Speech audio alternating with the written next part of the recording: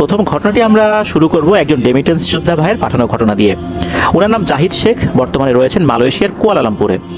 ওনার দেশের বাড়ি মাগুরা জেলার মোহাম্মদপুর উপজেলার বিনোদপুর ইউনিয়নের ভাবনপাড়া গ্রামে। ঘটনাটি ওনার নিজের সাথেই ঘটেছিল এই ভাবনপাড়া গ্রামে। ওনাদের গ্রামের বর্ণনা একটু দেয়া জরুরি, তাহলে ঘটনা বুঝতেও সুবিধা হবে। ছোট্ট একটি গ্রাম এই ভাবনপাড়া। গ্রামের দুপাশে মাঠ, মাঠের মাঝখান দিয়ে ছোট্ট চিকন একটা রাস্তা এঁকে বেঁকে চলে গেছে বাজারের দিকে। রাস্তার দুই ধারে রয়েছে অসংখ্য তাল গাছ, সারিবদ্ধভাবে দাঁড়িয়ে আছে মাথা তুলে। আর বেশ কিছু ফসলি জমি তো রয়েছেই, ফসলি জমির ভেতরেও কিছু তাল গাছ দেখা যায়। জাহিদ ভাইদের বাড়ি থেকে পায়ে হেঁটে বাজারে যেতে সময় লাগে 10 থেকে 12 মিনিটের মতো। এবার মূল ঘটনায় আসি। 2016 সালের জানুয়ারি মাসের কোনো এক রাত কনকনে ঠান্ডা পড়েছে। ওই সময়ে উনি বাজারের থেকে একটু পাশে, একটু এগিয়ে গিয়ে চৌরাস্তা নামক একটা জায়গা রয়েছে, ওইখানে একটা মুদি দোকান চালাতেন। হঠাৎ করে উনি সিদ্ধান্ত নিয়েছিলেন যে একটা দোকান দেবেন। কিসের দোকান দেওয়া যায়, কিসের দোকান দেওয়া যায়, পরবর্তীতে চিন্তা করলেন যে মুদিখানার দোকান দেই। সৌভাগ্যজনকভাবে উনি একটা দোকান পেয়েও যান।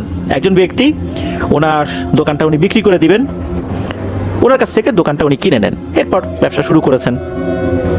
তো এই যে চৌরাস্তা নামক যে জায়গাটা যেখানে উনি দোকান দিয়েছিলেন, ওই বাজার থেকে একটু এগিয়ে গিয়ে চৌরাস্তা, তো ওইখানে নাকি 2টা থেকে 3টা যদি বেজেও যেত রাত, সেখানেও মানুষজন থাকতো।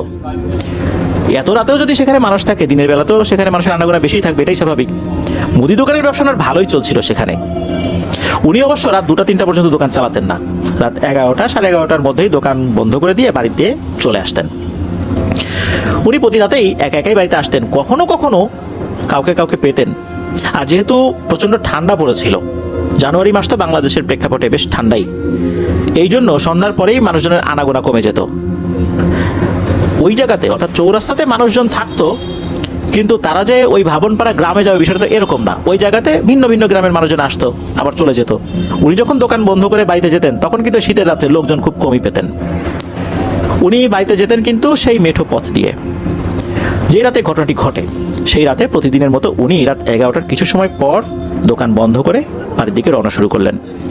চৌরাস্তা থেকে এগিয়ে গিয়ে প্রথমে বাজার, ওই বাজারে যখন গিয়েছেন তখন দেখতে পেলেন ওখানে 4 জন লোক দাঁড়িয়ে আছে। এই 4 জন লোক হচ্ছে নাইট গার্ড। এই 4 জন লোককেই উনি চিনতেন। এই 4 জনের মধ্যে একজন আবার সম্পর্কটা কাকা হয়। তো এই কাকা বলছেন, কি গো জাহিদ, এই রাতে একা একাই বাড়িতে ফিরতেছো নাকি? সাথে লোকজন নাই? তখন আবার জাহিদ ভাই বললেন যে, না কাকা, বুঝতেই তো পারতেছেন কি শীত পড়ছে, লোকজন তো নাই রাস্তাঘাটে, একা একাই যাই। তখন আবার ওই কাকা বললেন, ঠিক আছে যাবা তো, কিন্তু যে রাস্তা দিয়ে তুমি প্রতিদিন যাও, ওই যে তাল গাছের সারি আছে, ওই দিক দিয়ে যাওয়ার সময় কিন্তু দোয়া দরুদ পরে শরীরে ফু দিয়ে নিও, ওখানে কিন্তু অনেকেই ভয় টয় পায়। তখন জাহিদ ভাই বললেন যে, হ কাকা, আমি তো শুনছি, কিন্তু এই কয়দিন তো আসা যাওয়া করতেছি, কখনো ভয় টয় তো পাই নাই, আর কেউ এই কয়দিনের মধ্যে ভয় টয় পাইছে এটাও তো শুনি নাই। যাক, দোয়া করেন, যাই আল্লাহর নামে। তখন ওই কাকা বললেন যে, হ্যাঁ বাবা রে, আমি তো মুরব্বী মানুষ, আমার তো দায়িত্ব তোমাদেরকে সতর্ক করা, এই জন্য করলাম, সাবধানে যেও। এই বলে উনি ওনার ডিউটি শুরু করেন, আর জাহিদ ভাইও বাড়ির দিকে রওনা দেন। হাঁটতে হাঁটতে কিন্তু উনি সেই তাল গাছের সারির কাছে চলেই এসেছেন। ওনার মধ্যে কোনো ভয়ের কাজ করছে না। প্রতি রাতেই যেভাবে ফেরেন ওভাবেই ফিরছিলেন। তো তাল গাছের সারি থেকে যখন উনি আগানো শুরু করেছেন, অর্থাৎ তাল গাছগুলো পার হয়ে আস্তে আস্তে হাঁটা শুরু করেছেন, ইতোমধ্যে কিন্তু উনি প্রায় অর্ধেক তাল গাছ বলতে ওই সারিতে যতগুলো তাল গাছ ছিল, এই সারির অর্ধেকটা তাল গাছ উনি পার করে ফেলেছেন। ওনার কিন্তু ডান পাশে বাম পাশে দুই পাশে কিন্তু তাল গাছের সারি আছে। কি মনে করে হঠাৎ করে ওনার এক পাশের একটা তাল গাছের মাথার উপরে চোখ যায়। কেন যে গেল উনি বুঝতে পারলেন না। যখনই উনি ওইদিকে তাকিয়েছেন, উনি দেখতে পান একটা তাল গাছের মাথার উপরে একটা আলো দপ করে জ্বলে উঠলো। 1 সেকেন্ড বা 2 সেকেন্ড পর ওইটা আবার দপ করে নিভে গেল, যেভাবে জ্বলেছিল ওভাবেই নিভে গেল। উনি চিন্তা করলেন যে সর্বনাশ, আবার কোনো ভূতের খপ্পরে পড়লাম কিনা। কাকা তো বলে দিছিল, মনে হয় কোনো ভূতের খপ্পরেই পড়ছি, তাড়াতাড়ি পা চালিয়ে বাসায় যেতে হবে। এই চিন্তা করে যেই না উনি হাঁটা শুরু করেছেন, হঠাৎ করে পেছনে মনে হলো এক ধরনের খসখস শব্দ। সেই সাথে মনে হচ্ছে কোনো একটা হাড় যদি আর একটা হাড়ের উপর টোকা দেয় যেমন শব্দ হয়, অর্থাৎ 2টা হাড় যদি একে অপরের সাথে টক্কর লাগে যেরকম শব্দ হয়, ওই রকম শব্দ, একসাথে খসখস শব্দ, আবার সেই ধরনের টক্করেরও শব্দ। উনি চিন্তা করলেন কোনো মানুষ আসছে নাকি পেছন থেকে। এই চিন্তা করে উনি পেছন দিকে যেই না তাকিয়েছেন, উনি দেখেন ভয়ঙ্কর একটা দৃশ্য। ওনার থেকে 7 কি 8 হাত দূরে একটা লম্বা অবয়ব দাঁড়িয়ে আছে। এই অবয়বটা একটা পুরো দস্তুর কঙ্কাল, অর্থাৎ এর কোনো মাংস নাই, চামড়াও নাই, এর প্রত্যেকটা হাড় গোনা যাচ্ছে। এর মাথাটাও কিন্তু সেই কঙ্কালই, তবে চোখ দুটো জ্বলছে, মনে হচ্ছে চোখের এই কোটরের ভেতরে দুটো লাল কয়লা রেখে দেওয়া হয়েছে, জল জল করছে।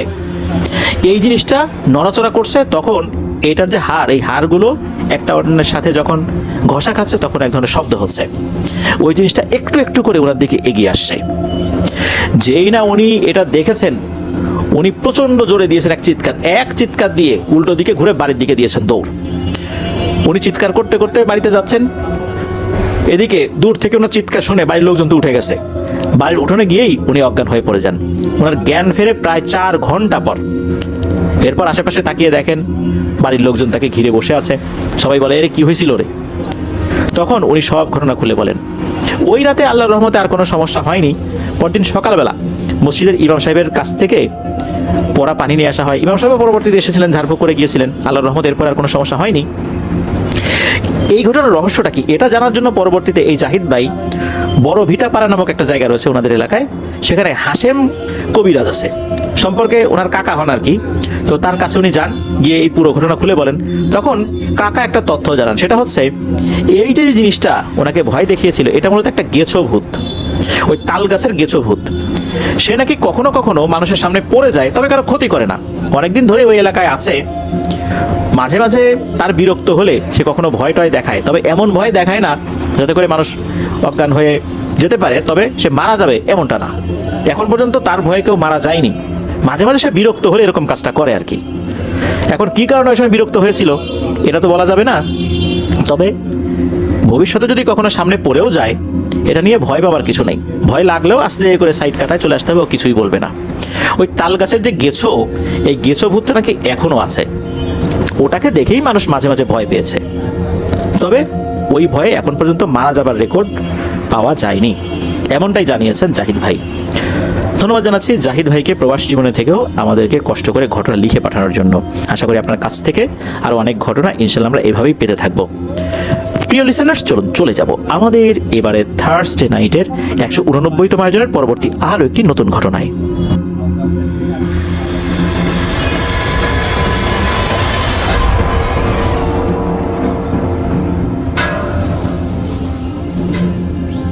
প্রিয় লিসেনার্স, আবারও স্বাগতম জানাচ্ছি আমাদের এবারে থার্সডে নাইটের 189তম আয়োজনের দ্বিতীয় ঘটনায়। এখন যে ঘটনাটি আপনাদের সাথে শেয়ার করব, ঘটনাটি বেশ হৃদয় বিদারক আর রহস্যময়ও বটে। এই ঘটনাটি আমাদেরকে যিনি পাঠিয়েছেন, ওনার নাম মোহাম্মদ খালিদ হাসান। ওনার বাড়ি সাতক্ষীরা জেলার শ্যামনগর উপজেলার মুন্সীগঞ্জ ইউনিয়নের শান্তিপাড়া গ্রামে। উনি যে ঘটনাটি পাঠিয়েছেন, এই ঘটনাটা মাদ্রাসা কেন্দ্রিক। এই খালিদ ভাই উনি একজন কোরআনে হাফেজ, তাই পড়াশোনার সুবাদে ছোটবেলা থেকেই উনি বাইরে থাকেন। আর ওনার জীবনের প্রথম যে মাদ্রাসা, এই মাদ্রাসার যেই স্থানটা, এটা কিন্তু ওনাদের বাড়ি থেকে খুব যে বেশি দূরে, বিষয়টা এরকম না, কাছাকাছি। সঙ্গত কারণে মাদ্রাসার নামটা আমরা বলছি না। যাই হোক, এখন মূল ঘটনায় আসি। সময়টা 2018। উনি সবেমাত্র 9 নম্বর পারা শেষ করে 10 নম্বর পারা উনি হেফজ করছেন।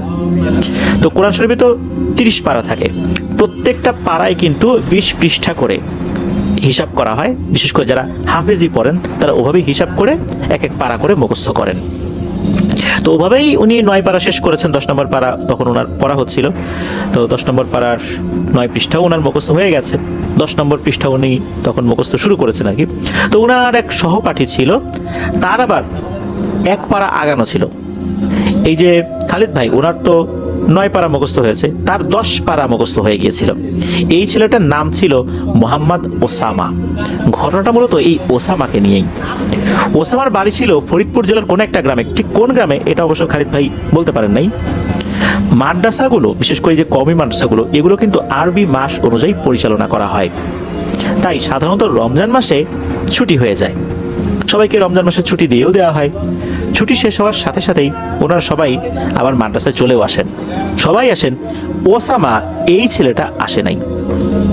এদিকে ওসামার যিনি উস্তাদ, সে খুবই স্নেহ করতেন, ভালোবাসতেন এই ছেলেটাকে। ছেলেটার মা ছিল না, মা মারা গিয়েছিল, যার কারণে এই ছেলেটার প্রতি ওনার একটা আলাদা দরদ ছিল। সেটাকে ভালো একজন হাফেজ বানাবেন, এটা কিন্তু ওনার ওস্তাদের একটা ইচ্ছা ছিল। তাই অন্য সব ছাত্রের উপর ওনার যেই দরদটা ছিল তার থেকে ওসামার প্রতি এই এতিম বাচ্চাটার উপর ওনার দরদটা অনেকটা বেশিই ছিল। শাসনটাও বেশি ছিল, দরদও বেশি ছিল। নিজের ছেলের মতো করেই উনি ওই ওসামাকে দেখতেন। ছেলেটা আসছে না, হুজুর অনেকবার যোগাযোগের চেষ্টা করেন, আসবে না আসবে না, বলে যে আমি মাদ্রাসায় পড়বো না, কিছুতেই সে মাদ্রাসায় আসবে না। কি আর করা, হুজুর নিজেই চলে গেলেন। তখন ছেলেটাকে অনেক বুঝিয়ে শুনিয়ে অনুরোধ করে মাদ্রাসায় নিয়ে আসেন। মাদ্রাসায় আসার পরেও সে মোটেও পড়ায় মনোযোগ বসাতে পারছিল না। সে পড়ে কোনো কিছুই মুখস্থ রাখতে পারে না, কিচ্ছু মুখস্থ করতে পারে না। সারাদিন তাকে যদি জোর করে বসিয়েও রাখা হয় তারপরেও সে কোনো কিছুই সেভাবে মনে রাখতে পারছে না। এমনকি সে যে 10 পারা তেলাওয়াত করেছে, অর্থাৎ সে যে মুখস্থ করেছে, এই 10 পারা সে কোনোভাবেই আর বলতে পারে না। এটা একটা বড় সমস্যা হয়ে দেখা দিল। মাত্র 1 মাসে, এই রমজান মাসে সে সব ভুলে গেছে। হুজুর চিন্তা করলেন যে এমন তো হওয়ার কথা না, অনেক ছোট ছোট সূরাও সে বলতে পারছে না, এটা কেমন কথা। হুজুর বেশ চিন্তিত হয়ে পড়লেন। উনি চিন্তা করলেন যে ওসামার যেহেতু মা জীবিত নেই, ও মানসিকভাবে হয়তোবা বেশ পেরেশানিতে আছে। তাই উনি একটা কাজ করলেন, ওসামাকে বললেন যে বাবারে, আমার পরিচিত একটা মাদ্রাসা আছে, তুই যা, ওখানে যা, ওখানে গিয়ে বেশ কয়েকদিন মেহমান হিসাবে থেকে আয়, আশেপাশে বেরিয়ে আয়, তোর মনটা ভালো লাগবে, তারপর আয় এখানে।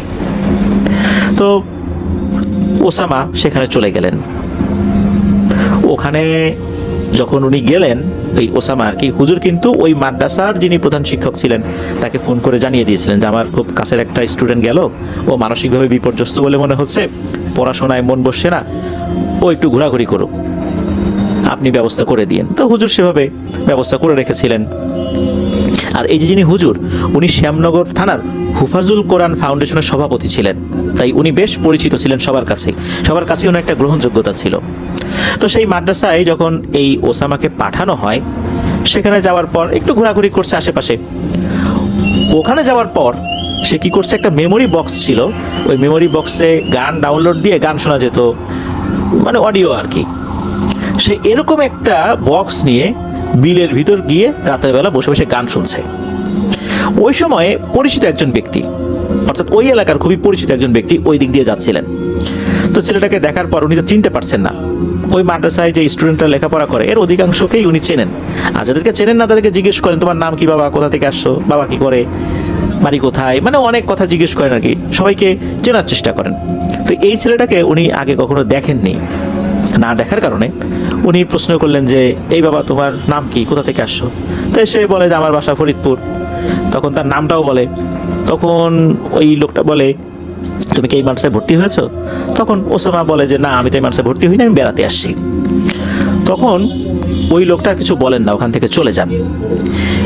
এই যে যেই ব্যক্তি, এই ব্যক্তি আবার ওসামা যে মাদ্রাসায় লেখাপড়া করে সেই মাদ্রাসার প্রধান শিক্ষকের পূর্ব পরিচিত ছিলেন। সেই হুজুরের ফোন নাম্বারও তার কাছে ছিল। উনি তখন জানান, পরবর্তীতে কি পরদিন ওই হুজুরকে জানান যে এই ব্যাপার, আপনার মাদ্রাসার একটা ছেলে দেখি বিলের মধ্যে গান শুনছে।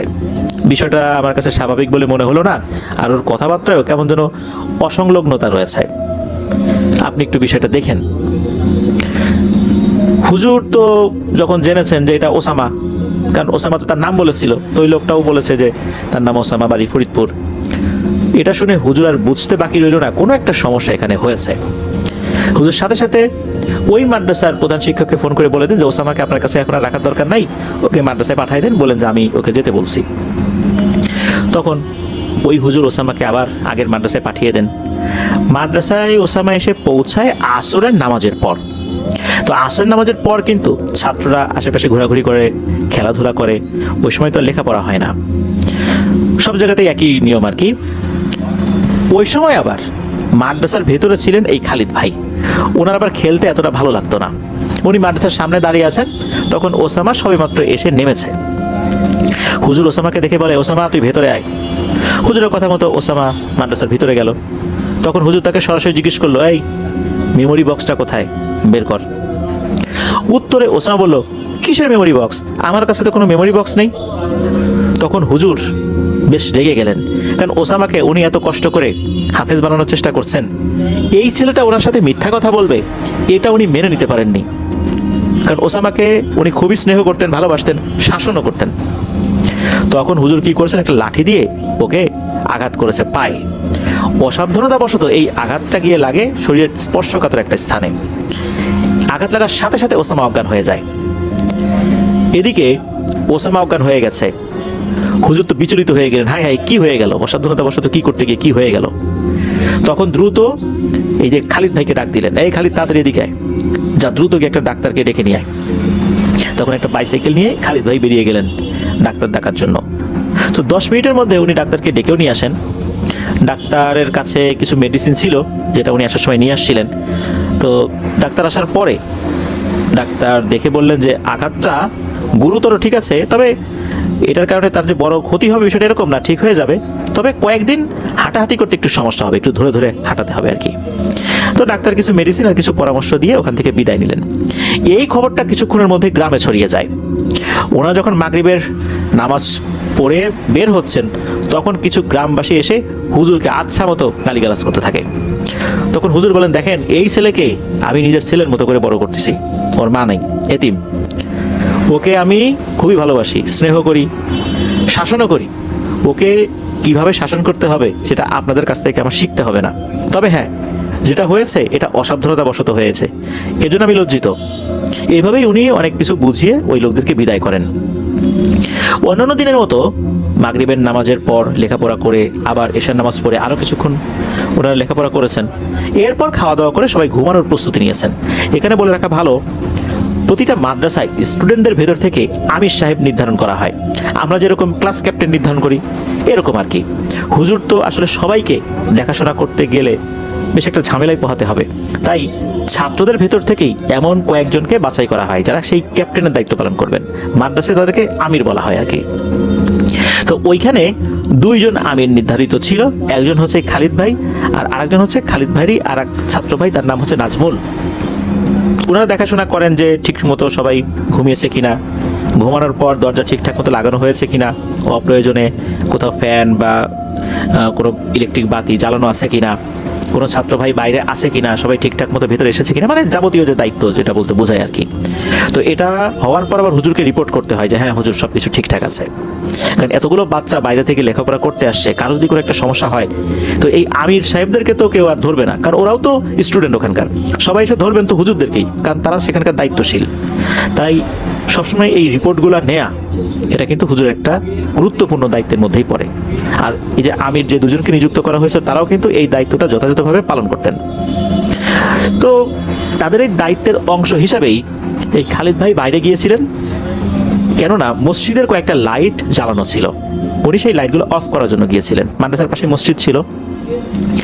আর হুজুর এই যে নাজমুল, যিনি আরেকজন আমির, তাকে দায়িত্ব দিয়েছিলেন যে এই নাজমুল তুই কিন্তু ওসামাকে খেয়াল রাখিস, ও বাইরে গেলে ওকে ধরে ধরে নিয়ে যাস, যেহেতু ও একটু অসুস্থ হয়ে পড়ছে। নাজমুল এই দায়িত্ব পালনের জন্য সদা সর্বদা নিয়োজিত ছিল।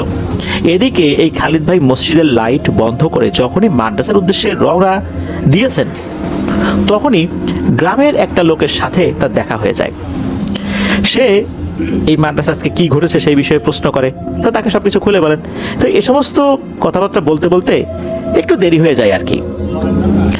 উনি যখন মাদ্রাসার ভেতরে আসেন তখন দেখা যায় যে সবাই লাইট বন্ধ করে ঘুমিয়ে পড়েছে। উনিও বিলম্ব না করে নিজের বিছানা গুছিয়ে শুয়ে পড়লেন। কতক্ষণ ঘুমিয়েছেন বলতে পারেন না, ওনার ঘুম ভাঙে বিছানার উপর লাঠির আঘাতের শব্দে। উনি মশারির ভেতর থেকে মুখ বের করে দেখেন কিছু ছাত্ররা গোল হয়ে বসে আছে আর মাঝখানে হুজুর। তখন খালিদ ভাই চিন্তা করলেন ওরা হয়তোবা শুয়ে শুয়ে কথা বলছিল, তাই হুজুর শুনে ফেলেছে, এই জন্য ওদেরকে ডেকে বিচার করছে।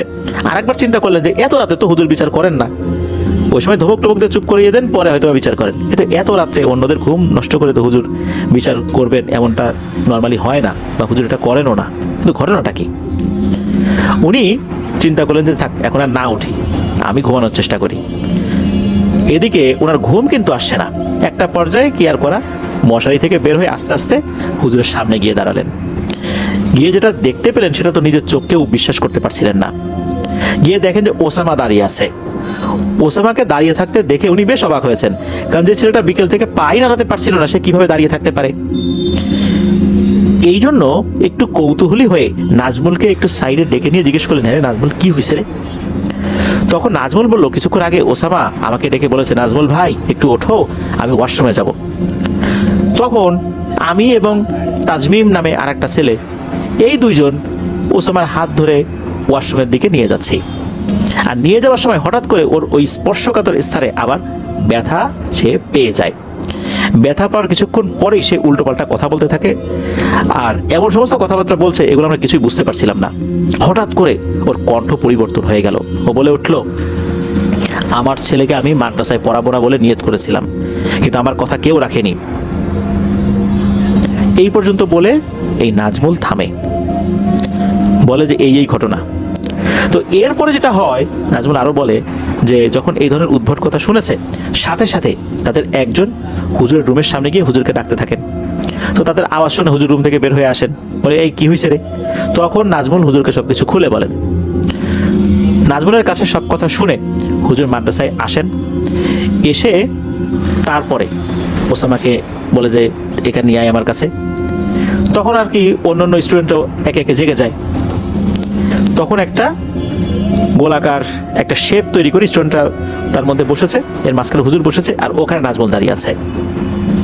অদ্ভুত ব্যাপার হচ্ছে, ওসামা দরজার গায়ে হাত দিয়ে এমনভাবে দাঁড়িয়ে আছে, মনে হচ্ছে সে কাউকেই তোয়াক্কা করছে না। হুজুর ওসামাকে জিজ্ঞেস করলো, হ্যাঁ রে ওসামা, কি হয়েছে তোর? তখন সে একটু মোটা কণ্ঠে বলে উঠলো, তুই আমার ছেলেকে আবার মাদ্রাসায় নিয়ে আসলি কেন? আবার ভর্তি করালি কেন? এই কথা শুনে হুজুর আর বুঝতে বাকি রইল না, কারণ এই ধরনের ব্যবহারের সাথে হুজুর খুবই পরিচিত, কেননা উনি বিভিন্ন সময় এই জিন ভূতের রুকিয়া করেছেন। হুজুর সাথে সাথে একটা কাজ করেন, সেটা হচ্ছে ডান হাতে একটা সুতা বেঁধে দেন। এই সুতাতে 31টা গিট দেয়া ছিল। কোরআনের সূরা আর রহমানের একটা নির্দিষ্ট আয়াত 31 বার পড়েছেন, প্রত্যেকবার সেটাতে গিট দিয়েছেন। এই জিনিসটা তার হাতে যখনই বেঁধে দিয়েছেন, সে তো হাতে বাঁধবে না, জোর করে বেঁধে দেওয়া হয়। এরপর যেটা হয় সেটা হচ্ছে, এই ওসামা খুব রাগান্বিত হয়ে যায়। যে সুতাটা বেঁধে দিয়েছিলেন 31টা গিট দিয়ে, এটার একটা বিশেষত্ব ছিল। এটা বেঁধে দেওয়ার সাথে সাথে যত শক্তিশালী জিনিস হোক না কেন, ওই শরীর থেকে নাকি বের হতে পারবে না যতক্ষণ না পর্যন্ত ওই সুতাটা না খোলা হয়। যখনই ওটা বেঁধে দেওয়া হয়েছে, ওসামা ছটফট করতে থাকে আর হুজুরের সাথে মারাত্মক বেয়াদবিমূলক আচরণ করতে থাকে। হুজুর বিশেষ একটা রুকিয়া শুরু করেন। তখন হাতে থাকা লাঠি দিয়ে উনি বিছানার উপর বারবার আঘাত করতে থাকেন আর দোয়া পড়তে থাকেন। এতে করে দেখা যায় যে ওসামা আরো বেশি রাগান্বিত হচ্ছে, ছটফট করছে। তার মানে হচ্ছে ওর শরীরের ভিতরে থাকা ওই জিনটা কষ্ট পাচ্ছে। তো এরকম তো হচ্ছে। একটা পর্যায়ে খুবই ভয়ঙ্কর কণ্ঠে ওসামা বলে ওঠে, এই হুজুর, তুই আমার ছেলেকে মাদ্রাসায় ভর্তি করিয়েছিলি। তুই জানতি আমার ছেলেকে আমি ডাক্তার বানাতে চেয়েছিলাম। তখন হুজুর বলে, তোর সাথে আমি কথা বলবো, আগে তুই আমার সাথে তুই তুকারি করে কথা বলা বন্ধ কর। তোর ছেলে মানে তুই আসলে কে? তখন ওর ভিতরে থাকা জিনের কথা শুনে উপস্থিত সবাই তো রীতিমতো হতবাক হয়ে যায়। হুজুরও হতবাক হয়ে যান। সে বলে ওঠে, আমি ওর জন্মদাতা মা। এই কথা শুনে হুজুর তো চমকে ওঠেন, যে মা মানে? ওর মা তো মারা গেছে। মৃত মানুষ কিভাবে মানুষের শরীরের উপর আসর করবে? হুজুর বুঝতে পারে নিশ্চয়ই ওর মায়ের সাথে এমন কোন একটা জিন ছিল, ওর মায়ের মৃত্যুর পর ওই জিনটা ওসামার উপর নজর রেখেছিল। আসলে ওসামার মায়ের কি হয়েছিল সেটা একটু জানা দরকার। শোনা যায় 2007 সালে ওসামার মা উনি খুবই মনোকষ্টে আত্মহত্যা করেছিলেন। কেননা ওসামার বড় ভাইয়ের বিয়ে হবার পর পারিবারিকভাবে বেশ কিছু সমস্যা দেখা দেয়। ওসামার ভাবি ছিল প্রচণ্ড রাগী এবং হিংসুটে মহিলা। ওসামার মায়ের সাথে খুবই খারাপ আচরণ করত, এমন বাজে আচরণ করত যে ওসামার মা কয়েকবার আত্মহত্যা করার চেষ্টা করেও এই ওসামার কথা চিন্তা করে আর আত্মহত্যা করেননি। তবে বারবার এত অপমান অপদস্থ হতে হতে ওনার মনটা একদম বিষিয়ে যায়। যেদিন ওর আম্মু সুইসাইড করে সেদিন নাকি সকালবেলা নিজের হাতে ওসামাকে গোসল করিয়ে দিয়েছিল, ভাতও খাইয়ে দিয়েছিল, তারপর স্কুলে পাঠিয়ে দেয়। এরপর কান্না করতে থাকে। এরপর বাড়িতে থাকা বিষ খেয়ে, যে বিষগুলো কৃষি জমিতে ছেটানো হতো, এরকম বিষ খেয়ে উনি আত্মহত্যা করেন। তো উনি তো মারা গিয়েছেন। এখন ওসামার শরীরে কে? হুজুর বুঝে ফেলেছেন যে ঘটনাটা আসলে কি। তখন হুজুর বলেন যে দেখ, আমি কিন্তু বুঝতে পারছি তুই আসলে কি, আমাকে ওসামার মা বলে ধোকা দেবার চেষ্টা করিস না, এখন তুই কি চাস সেটা বল। তখন ওই জিনটা বলে ওঠে, আমি চাই ও মাদ্রাসায় না পড়ুক, এটাই আমার চাওয়া। তখন হুজুর বলে, তোর এই চাওয়া পূর্ণ হবে না। তখন নাকি ওসামার ভিতর থেকে ওই জিনটা বলে ওঠে, তোর চাওয়া পূর্ণ হবে না, কেননা আমার যা করার দরকার আমি করে দিছি। ও যে 10 পারা মুখস্থ করছে, ও কিচ্ছু বলতে পারবে না, আমি ওর ব্রেইন ড্যামেজ করে দিয়েছি। তবে হ্যাঁ, ও শুধু সূরা ইয়াসিন বলতে পারবে, এছাড়া ও আর কোনো সূরা বলতে পারবে না। আমি চলে যাবার পর তুই ওকে জিজ্ঞেস করিস তো, দেখিস তো ও সূরা ইয়াসিন ছাড়া আর কিছু বলতে পারে কিনা। তখন হুজুর বলে যে আর কি বল, তুই আর কি চাস। তখন বলে যে চাওয়া তো একটাই, ও মাদ্রাসায় পড়তে পারবে না। তখন হুজুর বলেন যে তোর চাওয়া পূর্ণ হবে না, কেননা আমি আমার সর্বোচ্চ চেষ্টা করব ও যেন ভালো একজন হাফেজ হতে পারে। তখন ওই জিনটা বলে, তোর চেষ্টার কাজ আমি সেরে দিয়েছি, ওসব চিন্তা ভাবনা করে লাভ নাই, তুই তোর চেষ্টা করতে থাক, দেখবি তুই ব্যর্থ হয়েছিস, এখন আমাকে ছাড়, আমি চলে যাব। তখন হুজুর বলেন, তো কথা দে তুই ওর কাছে আর আসবি না, তুই যেহেতু ওর ক্ষতি করেছিস, তুই নতুন করে আর ওর কোনো ক্ষতি করিস না। তখন হুজুর তার মতো করে রুকিয়া করেন, একটা পর্যায়ে ওই জিনটা বাধ্য হয় প্রতিশ্রুতি দিতে ও নতুন করে ওর আর কোনো ক্ষতি করবে না। এরপর হুজুর উনি যে সুতাটা বেঁধে দিয়েছিলেন ওসামার হাতে, সেটা খুলে ফেলেন। তবে যাবার আগে ওই জিনটা বলে যায় যে আমি যে চলে যাচ্ছি, আমি একটা প্রমাণ কিন্তু রেখে দিয়ে যাবো রে, আর আমি চলে যাওয়ার পর 1 মিনিট ও অজ্ঞান থাকবে, 1 মিনিট পর ওর জ্ঞান ফিরবে। আমি এদিক দিয়ে যাচ্ছি, এই পথে একটা বেল গাছ পড়ে, তুই কালকে থেকেই দেখবি এই বেল গাছটা শুকিয়ে যাচ্ছে, আস্তে আস্তে বেল গাছটা মারা যাবে, এই বেল গাছটাকে আমি মেরে ফেলবো, তাহলেই বুঝতে পারবি আমি কিভাবে ওসামার ব্রেইনটাকে ড্যামেজ করে দিছি। এরপরেই নাকি ওসামা ধপাস করে মাটিতে পড়ে যায়। পাশে থাকা ছাত্র ভাইরাও অবশ্য তাকে ধরে ফেলেছিল, তো পড়ে যাবার পরে তো খুব বেশি ক্ষতি হয়নি আল্লাহর রহমতে। এর 1 মিনিট পর, গুনে গুনে 1 মিনিট পর, হুজুর ঘড়ি ধরেছিলেন, 1 মিনিট পর ওসামার জ্ঞান ফেরে। জ্ঞান ফেরার পর ওই সময়ে সবাই একটা পরীক্ষা করেন, ওসামা স্বাভাবিক হয়ে যায়, ওসামা বলতেই পারে না তখন কি হয়েছে। এরপর এই যে নাজমুল যিনি ছিলেন, তারপরে এই যে খালিদ ভাই ছিলেন, হুজুর ছিলেন, আরও কয়েকজন ছিলেন, সবাই তাকে বলে যে এই তুই এই জায়গা থেকে পড়তো, মানে ওসামার যতটুকু মুখস্থ ছিল এই মুখস্থের ভিতর থেকে তাকে পড়তে বলা হয়। অদ্ভুত ব্যাপার হচ্ছে সে কিছুই পড়তে পারছিল না।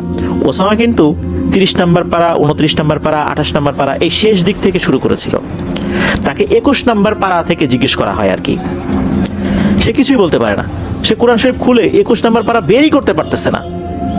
আজব ব্যাপার, সে কিছুই বলতে পারতেছে না, কোরআন শরীফের একটা শব্দও সে বলতে পারছে না। এরপর তাকে বলা হয়, আচ্ছা তুই সূরা ইয়াসিন পাঠ করতো। সবাইকে অবাক করে দিয়ে সে খুবই সুন্দরভাবে সূরা ইয়াসিন পাঠ করতে থাকে, যেভাবে হাফেজেরা তেলাওয়াত করতে থাকে ঠিক সেইভাবে। এরপর ওসামাকে বলা হয় যে ঘটনাটা কি। পুরো ঘটনা শোনার পর ওসামা খুবই কষ্ট পেল, তার চোখে পানি ছলছল করছিল, তার মায়ের এই বিষয়টা তার মনে পড়ে যায়। সত্যি পরদিন থেকে ওই বেলগাছটি শুকাতে লাগলো, অল্প কয়েকদিনের মধ্যে এই তরতাজা বেলগাছটি মারা গেল। খালিদ ভাই জানিয়েছেন যে উনি ওই মাদ্রাসা থেকেই হাফিজি শেষ করে অন্য মাদ্রাসায় চলে গিয়েছিলেন লেখাপড়া করার জন্য। ওই গাছটা কিন্তু মারা গেছে, মাঝে মাঝে ওই গাছের পাশ দিয়ে উনি আসতেন, দেখতেন ওই গাছটা শুকিয়ে একদম কাঠ হয়ে গেছে, অথচ আশেপাশে অন্য যে গাছগুলো ছিল সেগুলো কিন্তু একই রকমভাবেই জীবিত ছিল। এই যে আমরা নাজমুলের কথা বললাম, এই নাজমুল এই ঘটনা 3 বছর পর ভয়ঙ্করভাবে তার মৃত্যু হয়। এই মৃত্যুটা খুবই রহস্যময় ছিল। এই মৃত্যুকেন্দ্রিক যে ঘটনাটি আছে এটা খালিদ ভাই পরবর্তীতে আমাদেরকে পাঠাবেন বলে জানিয়েছেন। আর ওসামার আর লেখাপড়া হয়নি, এভাবেই সে জীবন পার করছে। ওসামা সম্পর্কে আরও বিস্তারিত জানার আমরা চেষ্টা করবো ইনশাল্লাহ পরবর্তীতে। ধন্যবাদ জানাচ্ছি খালিদ হাসান ভাইকে ওনার পাঠানো ঘটনার জন্য। প্রিয় লিসেনার্স, চলুন চলে যাব আমাদের এবারে থার্সডে নাইটের 189তম আয়োজনের পরবর্তী আরও একটি নতুন ঘটনায়।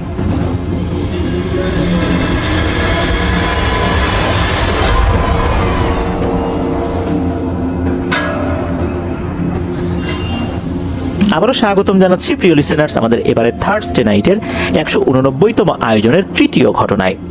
এখন যে ঘটনাটি আপনাদের সাথে শেয়ার করব, এই ঘটনাটি আমাদেরকে যিনি পাঠিয়েছেন তার নাম হাফেজ মোহাম্মদ ইসলাম। ওনার বাড়ি পাবনা জেলার বেড়া উপজেলার আমিনপুর গ্রামে। উনি বর্তমানে রাজবাড়ির গোয়ালন্দ উপজেলার একটি মসজিদের পেশ ইমাম এবং খতিব হিসাবে দায়িত্ব পালন করছেন। উনি যে ঘটনাটি আমাদেরকে দিয়েছেন, এই ঘটনাটি কয়েক বছর আগে ঘটেছিল 2023 সালে। আর যার সাথে ঘটেছে তার নাম হচ্ছে সবুর উদ্দিন, যাকে উনি কাকা বলে সম্বোধন করেন। তার বাড়ি এই মোহাম্মদ ইসলাম ভাইয়ের যে গ্রাম আমিনপুর, এই আমিনপুর গ্রামের পাশের গ্রাম দাতিয়াতে। উনি তখন ওই দাতিয়া মসজিদে ইমাম হিসেবে দায়িত্ব পালন করছিলেন। সবুর উদ্দিন কাকা উনি দাতিয়া গ্রামের পরিচিত একজন মানুষ। ওনার বয়স 50-52। উনি পেশায় একজন ভ্যান চালক। দিনের বেলাতে উনি ঘুমান আর রাত নামলেই ভ্যান নিয়ে বের হন। রাতের বেলায় রাস্তায় ভাড়াটা বেশি পাওয়া যায়, আয়ও ভালো হয়। যে রাতে ঘটনাটি ঘটে, ওই রাতটা ছিল ভয়ঙ্কর এক গরমের সময়।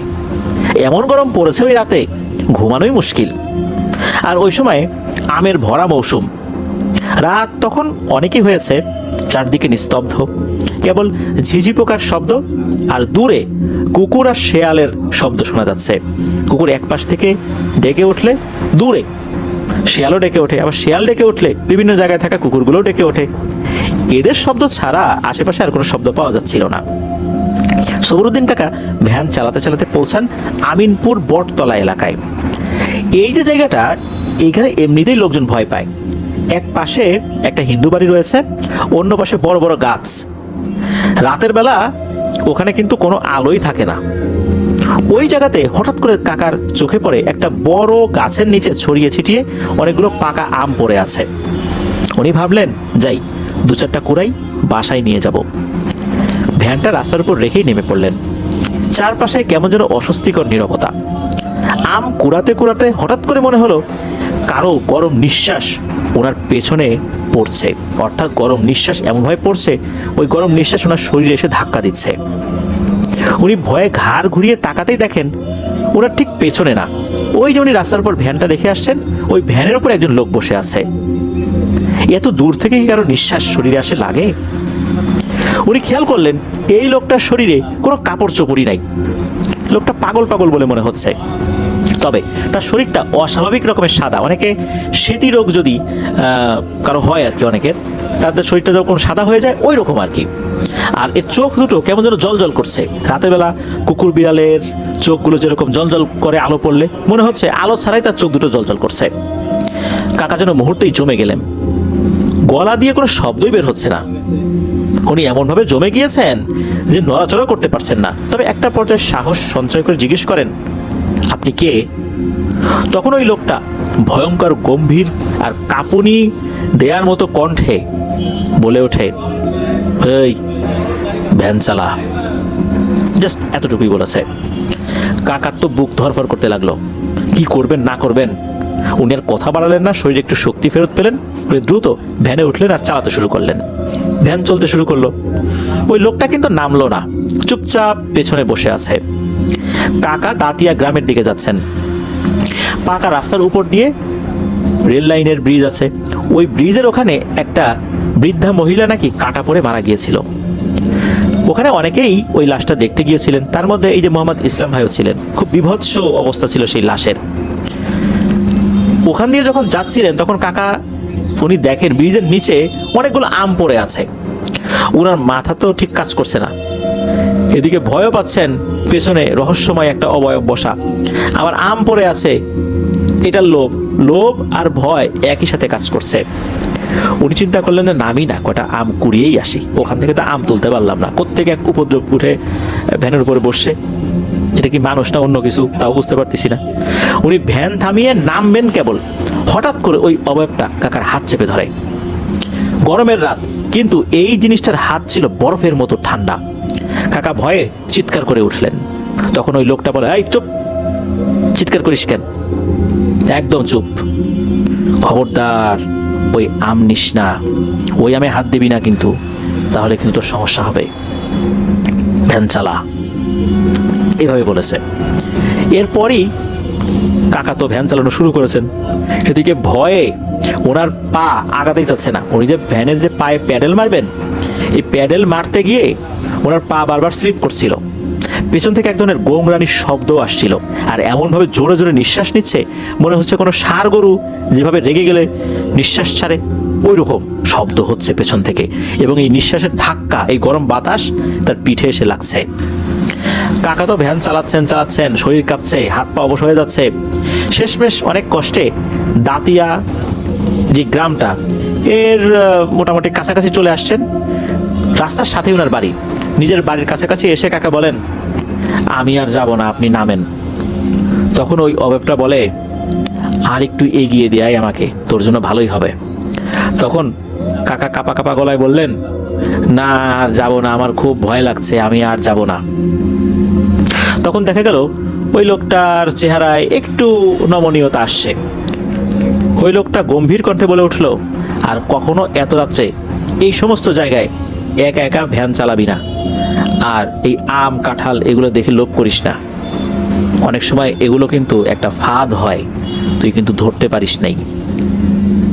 এই কথা বলেই নাকি তার চোখের সামনে নিমেষেই মিলিয়ে গেল ওই অবয়বটা, যেটা কখনো ছিলই না। সবরুদ্দিন কাকা এমন ভয় পেয়েছেন, দৌড়ে ঘরে ঢুকে পড়েছেন। শরীর দিয়ে দরদর করে ঘাম বেরোচ্ছে, এদিকে তার শরীরে কাঁপুনি দিয়ে জ্বরও উঠেছে, একই সাথে ঘাম আর জ্বর। উনি ওনার স্ত্রীকে ডেকে তুলে সব ঘটনা বললেন। পরদিন সকালবেলা এই সবরুদ্দিন কাকার ছেলে এই মোহাম্মদ ইসলাম ভাইকে খবর দেন। উনি গিয়ে দেখেন যে কাকার গায়ে প্রচণ্ড জ্বর তো এসেছেই, চোখেও ভয়, সব কিছু খুলে বললেন উনি। তো এরপর উনি ঝাড়ফুঁক করে দিলেন, দোয়া পরে ফু দিলেন। কয়েকদিন পর আল্লাহর রহমতে উনি সুস্থ হয়ে উঠেছেন। এখনও উনি এই ভ্যানই চালান। তবে ওই রাত্রে ওই অবয়বটা হঠাৎ করে কোত্থেকে এলো? সে কি আসলে তাকে রক্ষা করার জন্য এসেছিল? ওই যে গাছের নিচে আম পড়েছিল, ওই আম তুললে কি সবরুদ্দিন কাকার বড় ধরনের কোনো ক্ষয়ক্ষতি হতো? এটা কিন্তু সবরুদ্দিন কাকা বুঝতে পারেননি। হয়তোবা ওই অভাবটা তাকে উপকার করার জন্য এসেছিল। ওই অভাবটা ভ্যানে ওঠার পর কিন্তু একবারের জন্য বলেননি যে সেই অভাবটা কোথায় যাবে। সবরুদ্দিন কাকা নিজে থেকেই উনি ওনার গ্রামের দিকে যাত্রা শুরু করেছিলেন। এরপর তো নিমিষেই মিলিয়ে গেল ওই অভাবটা। আর মাঝখানেও কিন্তু ওই ব্রিজের নিচে আম দেখতে পেয়েছিলেন। আসলে আমটা ফাঁদই ছিল। আল্লাহর রহমতে উনি এই ফাঁদে পড়েননি। হয়তোবা ওই আম কোড়াতে গেলে বা তুলে আনলে বড় ধরনের বিপদের মুখোমুখি উনি হতেন। আল্লাহর অশেষ রহমতে তার একটা সৃষ্টি এসে সবরুদ্দিন কাকাকে রক্ষা করেছিল। এটাই ছিল ঘটনা। ধন্যবাদ জানাচ্ছি মোহাম্মদ ইসলাম ভাইকে ওনার পাঠানো ঘটনার জন্য। প্রিয় লিসেনার, চলুন চলে যাব আমাদের এবারে থার্সডে নাইটের 189তম আয়োজনের পরবর্তী আরও একটি নতুন ঘটনায়।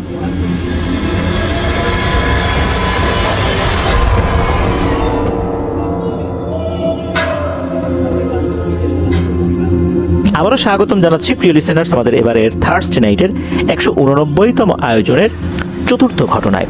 এখন যে ঘটনাটি আপনাদের সাথে শেয়ার করব, এই ঘটনাটি আমাদেরকে যিনি পাঠিয়েছেন উনি একজন রেমিটেন্স যোদ্ধা ভাই। ওনার নাম ফারহান। উনি বর্তমানে রয়েছেন সৌদি আরবের আভা শহরে। ওনার বাড়ি মৌলভীবাজার জেলার রাজনগর উপজেলার উত্তরভাগ ইউনিয়নের সুরিখাল গ্রামে। ঘটনাটি উনি নিজেই প্রত্যক্ষ করেছেন। ঘটনাটির সময়কাল 2021 সালের নভেম্বর মাস। তখন উনি বাংলাদেশেই ছিলেন। ওনাদের একটা ছোট খাল ছিল, যে খালটি গ্রামের রাস্তার পাশেই। ওই খালে বেশ মাছ ছিল। ওনারা চিন্তা করলেন সেচ পাম্প লাগিয়ে দিয়ে পানি সেচ দিয়ে মাছ ধরব। ওই চিন্তা করে বিকেলবেলা সেচ পাম্প লাগানো হলো। সারা রাত কিন্তু পানি সেচ দেওয়ার কাজ চলবে। এদিকে এই মেশিন যদি কখনো বন্ধ হয়ে যায়, তেল লাগে, সার্বক্ষণিক কিন্তু পাহারার জন্য লোক দরকার ছিল। বাইরের কাউকে না নিয়ে ওনারা 3 জন এই পাহারার কাজে লেগে গেলেন। এই ফারহান ভাই আর ফারহান ভাইয়েরই আর একজন আত্মীয় মামাতো ভাই আর কি, যার নাম রিয়াদ, আর এলাকার একজন বড় ভাই, তার নাম হচ্ছে জুবেদ। বলে রাখা ভালো, ওই খালের ঠিক অপর প্রান্তেই ছিল পাঠা বলি দেওয়ার একটা স্থান। ওই পাশটাতে বেশ কিছু হিন্দু পরিবার ছিল। তো ওনারা ওনাদের বিভিন্ন রিচুয়ালগুলোর ক্ষেত্রে পাঠা যে বলি দেওয়ার প্রচলন রয়েছে, যে রিচুয়ালের ক্ষেত্রে ওই সময় পাঠাগুলো ওই জায়গাতে বলি দেওয়ার একটা ব্যবস্থা রাখা হয়েছে। ওই জায়গায় নাকি অনেকেই ভৌতিক ঘটনার মুখোমুখি হয়েছেন। তবে এই যে ফারহান ভাই, যারা ওনাদের বয়সী যারা আছেন ওই এলাকায়, তাদের সাথে কখনো ভয়ের ঘটনা না ঘটার কারণে ওনারা কিন্তু এই বিষয়গুলো বিশ্বাস করতেন না। তো ওনারা ওই রাতে তাঁবুর মতো খাটিয়ে ওখানে রয়েছেন। সারা রাত ঘুমানোর তো সুযোগ নেই, পাহারা দিতে হবে। ঘুম যাতে না আসে এই জন্য ওখানে শুয়ে শুয়ে ওনারা ফোন চালাচ্ছিলেন। হঠাৎ করে একটা গ্রুম গ্রুম আওয়াজ ওনারা সবাই শুনতে পান। প্রথমে মনে হয় মেঘ ডাকছে। তিনজনই চমকে উঠলেন। এখন যদি মেঘ ডাকে আর বৃষ্টি হয় তাহলে তো সর্বনাশ হয়ে যাবে, কেননা এই খাল থেকে পানি সেচ দিয়ে অন্য জায়গায় পানি ফেলছেন। বৃষ্টি হলে তো এই খালে আবার পানি ভরে যাবে, তাহলে তো এই পুরো কাজটাই একদম মাঠে মারা গেল। ওনারা তিনজনই তাঁবু থেকে বের হয়ে আকাশের দিকে তাকিয়ে তো হতবাক হয়ে গেলেন। দিব্যি চাঁদ আছে, আকাশ ভর্তি তারা দেখা যাচ্ছে, মেঘের কোনো ছিটে ফোঁটাও নেই। তাহলে এই শব্দটা কোথা থেকে এলো? ওনারা চিন্তা করলেন হবে হয়তো আশেপাশ থেকে আসছে আর কি। বিভিন্ন সময় দেখা যায় যে অনেকেই বড় বড় সাউন্ড বক্স বাজান অনেক দূরে দূরে, কিন্তু এত রাতের বেলা আর মনে এত রং ধরলো যে সাউন্ড বক্স বাজাবেন। চিন্তা করলেন যে হতেও পারে এরকম কিছু। ওনারা আবার ওনাদের তাঁবুর মধ্যে ঢুকে গিয়েছেন। এর কিছুক্ষণ পর আবার ওই একই শব্দ, জাস্ট কয়েকবার, এরপরই বন্ধ। এবার আর ওনারা বাইরে বের হলেন না। কিন্তু হঠাৎ করে এই যে আরেকজন ছিল রিয়াদ নামে, উনি খেয়াল করলেন এই যে জুবেদ ভাই আশেপাশে নাই। আরে উনি কোথায় গেল? তখন এই রিয়াদ মনে করেছে হয়তো জুবেদ ভাইয়ের প্রাকৃতিক ডাকের কোনো চাপ এসেছে, এই জন্য বাইরে গিয়েছে। কয়েক মিনিট চুপচাপ থাকার পর হঠাৎ করে এই রিয়াদের মনে কিন্তু একটা সন্দেহের উদ্রেক হলো যে জুবেদ ভাই না বলে চলে গেল, পাশাপাশি আছি, বিষয়টা কেমন না। এই চিন্তা করে এই যে যিনি রিয়াদ, উনি তাঁবু থেকে বাইরে বের হয়ে দেখেন এক অদ্ভুত দৃশ্য। ওই যেই খালটা, ওই খালের চতুর্দিকে কিন্তু সন্ধ্যার পর থেকেই মশালের মতো জ্বালিয়ে রাখা হয়েছিল। জুবেদ ভাই বাইরে বের হয়ে ওই মশালগুলো একে একে নিভিয়ে দিচ্ছেন, এক সাইড দিয়ে যাচ্ছেন, ওগুলো নিভিয়ে দিচ্ছেন। ঘটনাটা কি? এগুলো তো নিভিয়ে দেওয়ার কথা না, সে কেন এগুলো নিভিয়ে দিচ্ছে? আর ওদিকে যাওয়ার সে যে চিন্তা করলো, এই বিষয়টা তো তাদের কারোর সাথে শেয়ার করে নাই, তারা দুজনই তো জেগে আছে। কেন জুবেদ ভাই কাউকে কিছু না বলে হঠাৎ করে এরকম একটা উদ্ভট কাণ্ড শুরু করলেন? তখন রিয়াদ যে কাজটা করেছে, সে তাড়াতাড়ি করে ওই দিকটাতে যাওয়া শুরু করেছে এবং পেছন থেকে আবার লাইটার দিয়ে মশালগুলো জ্বালিয়ে দিচ্ছে। যখনই আবার মশালগুলো জ্বালিয়ে দিচ্ছে, তখন এই জুবেদ ভাই রিয়াদের দিকে ভয়ঙ্কর রাগান্বিত চোখে তাকালেন। এমনভাবে তাকিয়েছেন মনে হচ্ছে এখনই রিয়াদকে উনি মেরেই ফেলবেন। আর জুবেদ ভাই কি করছেন, উনি তখন ফু দিয়ে পুনরায় এই মশালগুলো নিভানোর চেষ্টা করছেন। অদ্ভুত ব্যাপার হচ্ছে যে উনি যখন ফু দিয়ে নিভানোর চেষ্টা করছিলেন, তখন সেই গ্রুম গ্রুম আওয়াজগুলো মনে হচ্ছে শুরু হয়ে গেছে। উনি প্রতিবার ফু দিচ্ছেন আর গ্রুম গ্রুম আওয়াজ হচ্ছে। তখন আবার আর একটা ব্যাপার ওনারা লক্ষ্য করলেন, বিশেষ করে এই যে রিয়াদ ভাই, উনি খেয়াল করলেন আশেপাশে থাকা যে গাছপালা রয়েছে, মনে হচ্ছে এই গাছপালাগুলো ভয়ঙ্করভাবে নড়াচড়া করছে। এটা যে ঝড়ো বাতাসে নড়াচড়া করছে বিষয়টা এরকম না, এই গাছগুলো ধরে কেউ ঝাঁকায়, খুব ভালোভাবে ঝাঁকায়। ওই গাছগুলো কিভাবে নড়াচড়া করবে? মনে হচ্ছে বাতাসে নড়ছে না, কেউ ঝাঁকি দিচ্ছে। মনে হচ্ছে অসংখ্য মানুষ একত্র হয়ে এক একজন এক একটা গাছ ধরেছে আর গাছ ঝাঁকাচ্ছে। আর কোনো মানুষ এত বড় বড় গাছ ঝাঁকি দিলেও এই গাছগুলো যে এভাবে নড়বে এমনটা কিন্তু আশা করা যায় না। তাহলে এই গাছগুলো কে ঝাঁকাচ্ছে? আর হঠাৎ করে এরকম গ্রুম গ্রুম আওয়াজ আবার শুরু হয়ে যাবার কারণটা কি? ওই সময় এই রিয়াদ চিন্তা করলো যে ঘটনা তো ভালো না। তখন এই ফারহান ভাইকে ডাকাডাকি শুরু করলেন, এই ফারহান ভাই তাড়াতাড়ি আসো ভাই, দেখো কি হচ্ছে এখানে। এদিকে ফারহান ভাই উনি তো মোবাইল চালাচ্ছিলেন, চিন্তা করলেন কি ব্যাপার, কি হলো, ওরা হঠাৎ করে এত রাতের বেলা চিৎকার চেঁচামেচি শুরু করলো কেন, মেশিনে কোনো প্রবলেম হয়েছে কিনা। উনি মোবাইল ফোন চালানোর জন্য এতটাই এই মোবাইল ফোনের ভিতরে নিমগ্ন হয়ে গিয়েছিলেন, আশেপাশে এত কিছু হচ্ছে, গ্রুম গ্রুম শব্দ হচ্ছে, এটা কিন্তু উনি খেয়ালই করছিলেন না। উনি তখন তাঁবু থেকে বের হয়েছেন, বের হয়ে দেখেন যে এই রিয়াদ মশালগুলো জ্বালানোর চেষ্টা করছে আর এই জুবেদ ভাই এগুলো নেভানোর চেষ্টা করছে, আর গ্রুম গ্রুম আওয়াজ হচ্ছে। উনিও বাইরে বের হয়ে সেম দৃশ্যটা দেখেন, গাছপালাগুলো ভয়ঙ্করভাবে নড়ছে। এদিকে রাত তখন শেষ দিকে, ফজর আজান দেবে দেবে ভাব, তখনও দেয়নি। তখন দ্রুত এই যে ফারহান ভাই ওই দিকটাতে ছুটে গেলেন। যাওয়ার পর দেখা গেল যে জুবেদ ভাই ভয়ঙ্কর রকমের এক ধরনের শব্দ করছে, গড়গড় গড়গড় আওয়াজ করছে। ওনারা দুজনেই তখন জুবেদ ভাইকে ধরার চেষ্টা করলেন। জুবেদ ভাইকে ধরেই রাখতে পারছিলেন না সহজে, কারণ তার শরীরে মনে হচ্ছে অনেকগুলো মানুষের শক্তি চলে এসেছে। এর মধ্যে আল্লাহর অশেষ রহমত, ফজরের আজান দিয়ে দেয়। আর তখনই সব কিছু স্বাভাবিক হয়ে যায়। ওই গাছপালাগুলো নড়াচড়াও বন্ধ করে দেয়, গ্রুম গ্রুম আওয়াজও বন্ধ হয়ে যায়, আর জুবেদ ভাইও একদম স্বাভাবিক হয়ে যান। এরপরে জুবেদ ভাইকে নিয়ে জুবেদ ভাইয়ের বাড়িতে ওনারা দুজন দিয়ে আসেন। ফারহান ভাই আর রিয়াদের কিছু না হলেও জুবেদ ভাইয়ের কিন্তু মারাত্মক জ্বর এসেছিল এবং বেশ বমিও করেছিলেন। রাতের এই বিষয়টা কিন্তু ওনারা গোপন করেননি, জুবেদ ভাইয়ের বাড়ির লোকদের সাথে কিন্তু এই বিষয়টা শেয়ার করেছিলেন। এরপরে একজন হুজুরকে নিয়ে আসা হয়, হুজুর ঝাড়ফুঁক করে দিলেন, জুবেদ ভাইকেও দিয়েছিলেন, ওনাদের দুজনকেও দিয়েছিলেন। তবে হুজুর এতটুকুই বলেছিলেন যে তোমাদের সাথে যেটা হয়েছে এটা মোটেও ভালো কিছু হয়নি, বড় ধরনের বিপদের হাত থেকে তোমরা বেঁচে গেছো। আর আরেকটা পরামর্শ ওই হুজুর দিয়ে দিয়েছিলেন, সেটা হচ্ছে তোমরা তিনজন কখনোই রাতের বেলা ওই খালপাড়ের দিকে যাবে না, গেলে কিন্তু আরো ভয়ঙ্কর বিপদ হবে। ওনারা জিজ্ঞেস করেছিলেন আসলে ঘটনাটা কি হয়েছিল। হুজুর বলেছিলেন যে সব কথা বলা যাবে না, কিছু কথা বললে হিতে বিপরীত হতে পারে, কিছু কথা গোপন থাকাই ভালো।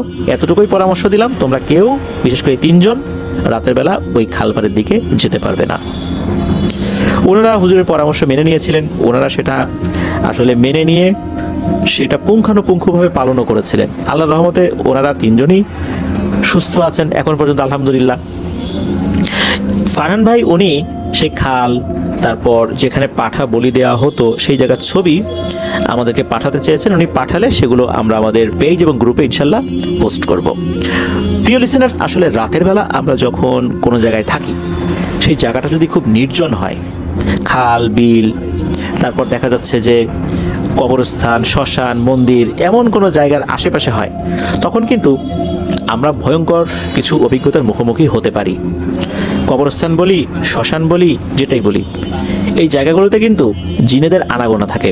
কবরস্থানেও কিন্তু এক ধরনের জিনেদের আনাগোনা আছে, যেমনটা শ্মশানে রয়েছে, মন্দিরে রয়েছে, মসজিদেও কিন্তু ভালো জিনেদের আনাগোনা রয়েছে। তাই তাদের চলাচলের ক্ষেত্রে যদি বাধা সৃষ্টি করা হয় তাহলে কিন্তু তারা রাগান্বিত হবেই।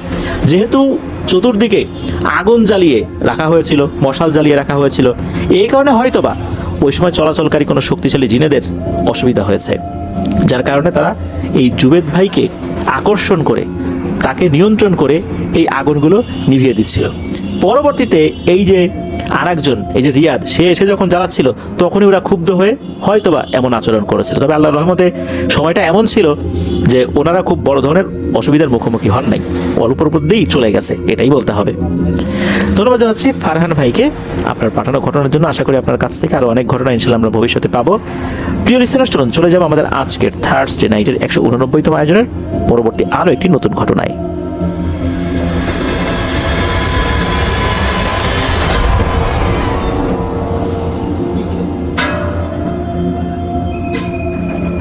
আবারও স্বাগতম জানাচ্ছি প্রিয় লিসেনার্স আমাদের এবারে থার্সডে নাইটের 189তম আয়োজনের পঞ্চম ঘটনায়। এখন যে ঘটনাটি আপনাদের সাথে শেয়ার করবে, এই ঘটনাটি আমাদেরকে যিনি পাঠিয়েছেন তার নাম মোহাম্মদ সুমন মিয়া। পেশায় উনি একজন ফার্নিচার ডিজাইনার। ওনার বাড়ি পাবনা জেলার ফরিদপুর উপজেলার হাদল ইউনিয়নের ধানোয়াঘাটা গ্রামে।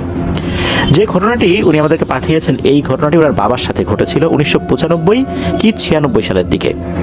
তখন ওনারা পরিবার সহ ঢাকার সাভারের নামাবাজার এলাকায় থাকতেন। ওনার বাবা কিন্তু খুব সাহসী একজন মানুষ। উনি ওই নামাবাজার এলাকায় একটি তেলের মিলে চাকরি করতেন। ওনার ডিউটি ছিল দুইভাবে, 12 ঘন্টা করে, কখনো রাত 2টো থেকে পরদিন দুপুর 2টা পর্যন্ত, আবার এক সপ্তাহ ডিউটির পর ডিউটি চেঞ্জ হতো, তখন দুপুর 2টো থেকে রাত 2টো পর্যন্ত। এইভাবে দুইজন ব্যক্তি শিফট চেঞ্জ করে এক সপ্তাহ করে ডিউটি পালন করতেন।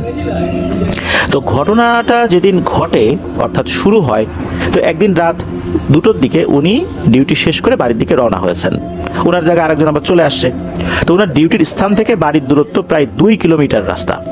এই রাস্তা দিয়ে বাড়িতে আসার সময় মাঝখানে একটা আশ্রম আছে হিন্দু সম্প্রদায়ের, যাকে সবাই আশ্রম নামেই অভিহিত করে, অর্থাৎ ওইটার নাম আশ্রম বলেই সবাই ডেকে থাকে।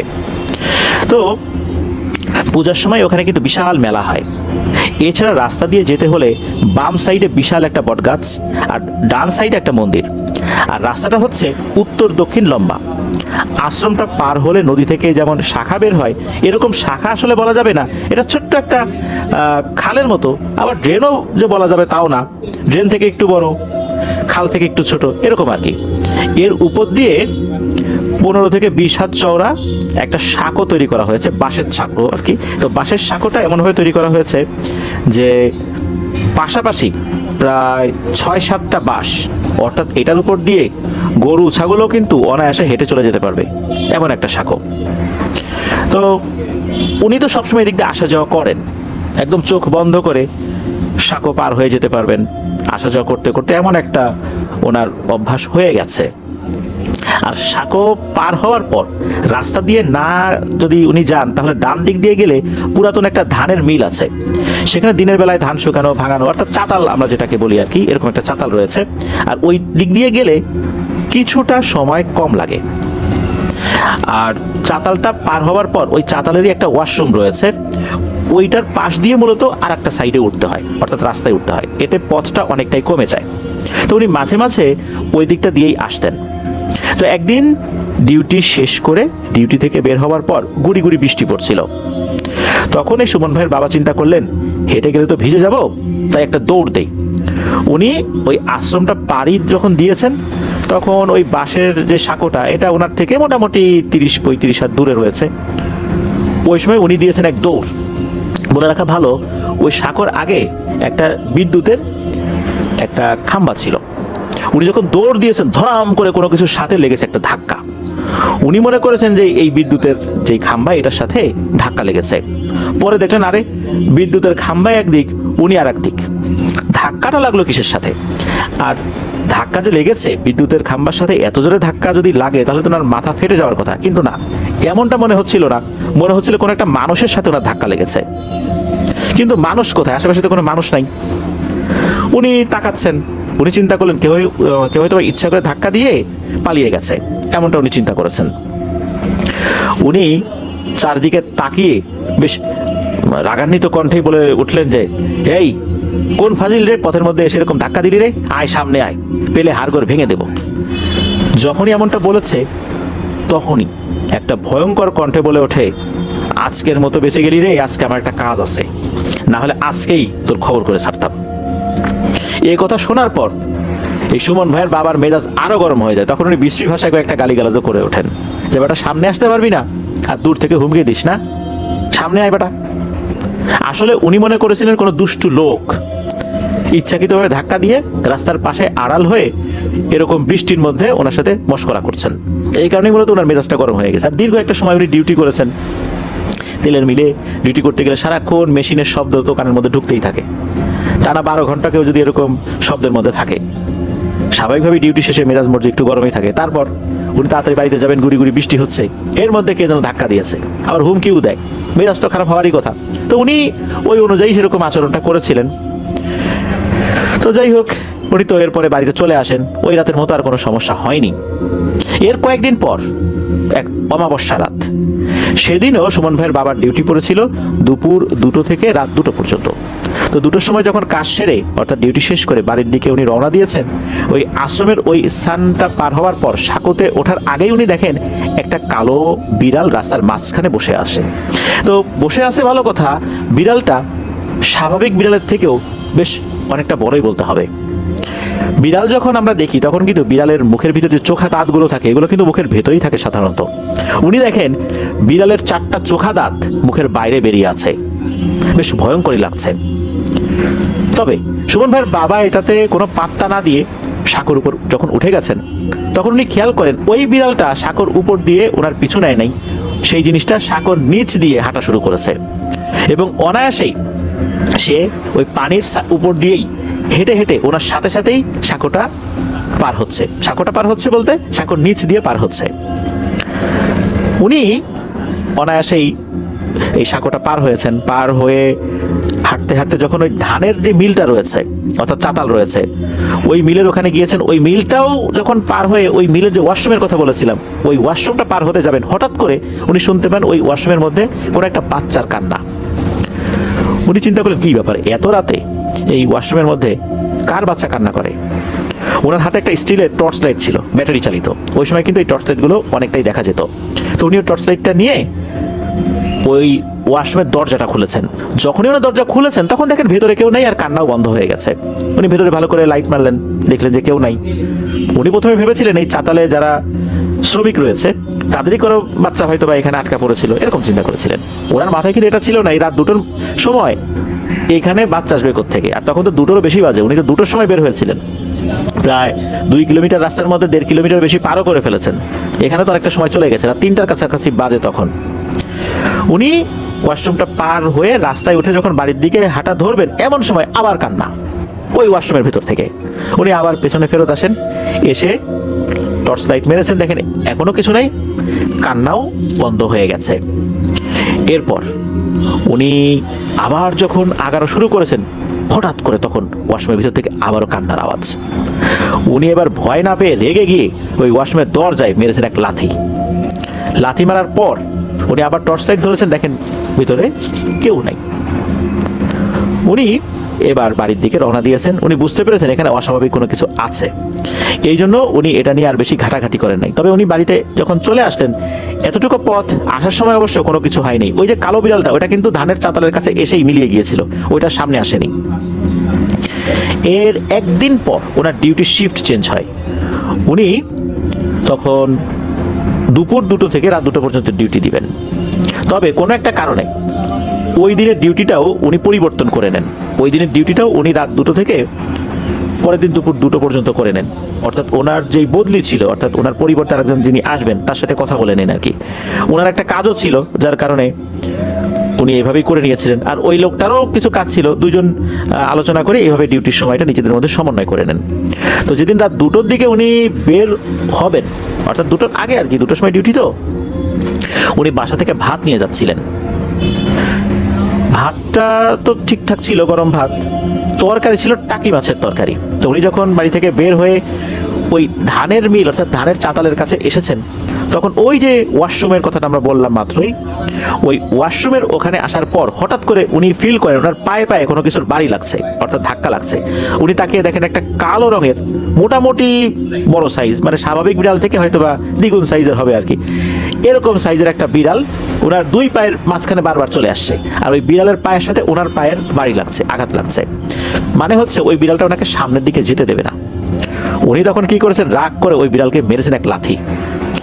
কিছুটা দূরে গিয়ে পড়ার পর ওই বিড়ালটা আবার এসে একই রকম ভাবে 2 পায়ের মাঝখানে ঘুরঘুর করছে। তখন ওনার বাবা চিন্তা করেন অশুভ কোনো কিছু কিনা। এই চিন্তা করে একটা সিগারেট জ্বালানোর জন্য যখন ম্যাচের যে বক্স ছিল, ওই সময় ম্যাচের বক্স ছিল, এখন যেরকম দেশলাই বেশি পাওয়া যায়, তখন কিন্তু এই ম্যাচের বক্সগুলো বেশি পাওয়া যেত। এখনো পাওয়া যায় ম্যাচের বক্স, তবে মানুষ এটা কম ব্যবহার করে আর কি। উনি ওনার ম্যাচের বক্স থেকে একটা কাঠি বের করে যখনই ঘর্ষণ দিয়ে আগুন জ্বালিয়েছেন, তখনই ওনার কাছে মনে হলো কেউ মনে হলো ফু দিয়ে নিভিয়ে দিল। আবারও উনি জ্বালালেন, আবারও একই ব্যাপার, কেউ মনে হচ্ছে ফু দিয়ে নিভিয়ে দিল।